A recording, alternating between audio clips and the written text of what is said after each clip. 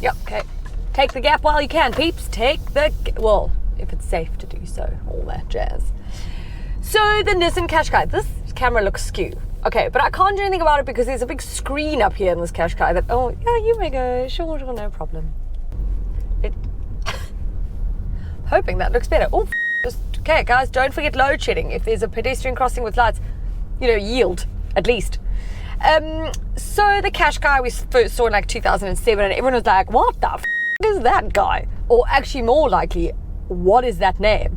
It was like Qashqai, Kush,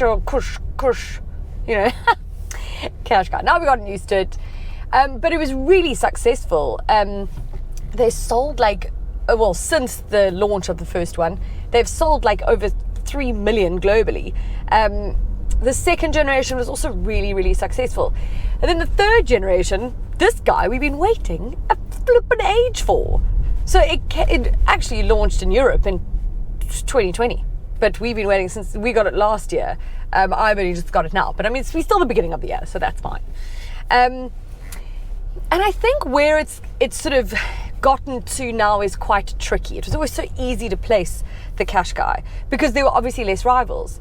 But now the SUV segment and compact SUV segment, etc., stems from like here to there. It's just enormous. And so where you would maybe want to compare it to a Kia Sportage and a Hyundai Tucson and a Tiguan and CX-5, etc., it's not as big as those necessarily and doesn't actually have maybe as many features. Although, okay, I'm in the top of the range Accenta Plus, so it has pretty much everything, okay? It's got Napa leather seats, it's got a leather covered steering wheel, dual zone climate control, a wireless charger, a massage and heated seats, which let me tell you, I put the massage function on just now. What a waste of time that is, to be honest. I mean, it's just like, I even put the intensity and the speed up, but I find this in most cars, okay, that massage. In fact, I was in the BMW 7 Series the other day, which is like a 3 million rand car just about, and put the massage function on.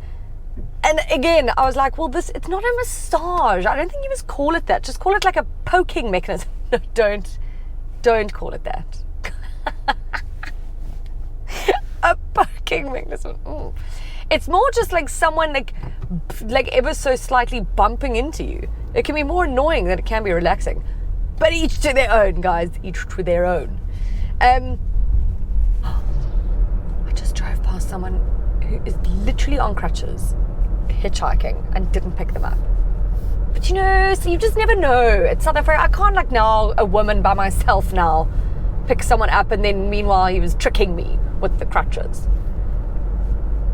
I feel like that's a controversial statement, but it is what it is in this situation. Like, anyway, totally off topic. Price point, it's sitting at like, this one is 670,000 Rand. You could get an entry-level Audi Q3 for that. Sure, it won't have all maybe the features, but again, I don't think you're going to lure people, because I think that's what Qashqai is trying to do, right? They're like, it wants to be a little bit more premium, so you're looking at like a BMW X1, etc. I don't think you're going to get those customers to move from that to a Nissan Qashqai. Maybe I'm wrong, and maybe they have done that already, so prove me wrong if I am wrong.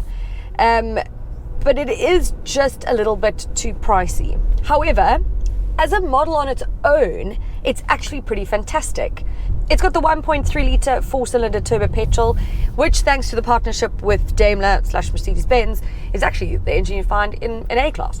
It's got 110 kilowatts of power, 250 newton meters of torque, and what I think is the best CVT just about in the business. It's super smooth, and it kind of mimics a torque converter automatic. So you wouldn't really know it was a CVT, I don't think, which is kind of the point, right? Because it doesn't really have that awful drone or whine of a CVT. And I just think, again, like, delivery is smooth. The ride of this car is really supple, really lovely, a very, very, very quiet cabin. So like I said, overall, excellent model. Everything feels nice. The build quality feels lovely. I just think that the price is letting it down. So is the fuel consumption. So it's claimed in like low 6 liters per 100, like 6.1 or 6.2 liters per 100 Ks or something. I'm nowhere near that. I've seen a couple of reports of people getting about 9. I'm getting 10.3 liters per 100 Ks. And I know I always say this, I do have a bit of a heavy foot, or drive like a bit of a hooligan. So like, maybe go between the claimed one and mine. But at this point, I'm saying this is a little bit extreme because I'm not driving that badly at the moment. New year, new me and all that. Okay, that's a lie.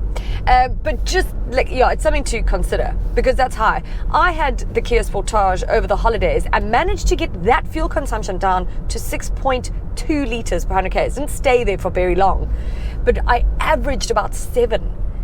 And that car's bigger than this one, and it actually offers more features and, it sits among the same pricing. So I think things like a Tucson, etc. So you're getting more car for your money, and that's where the issue lies with something like a Qashqai, is because people are going to compare it. It's just the nature of us. We have to, obviously. But overall, I do like driving this. Guys, here's a quick piece of advice. If you're going to overtake someone, please do, by all means, because I can't stand being stuck behind slow drivers or people who are just unaware of their surroundings. What I suggest you don't do is overtake like a complete dickhead. And that is on a blind corner, a solid line, or a rise, like a blind rise. I don't know why you think, and it's not often in a car that is that has the power. It's going to be in like an ATOS or something. That it's taking you longer to overtake than it is for me to run past the car in front. It's just not safe, guys. It's just not safe.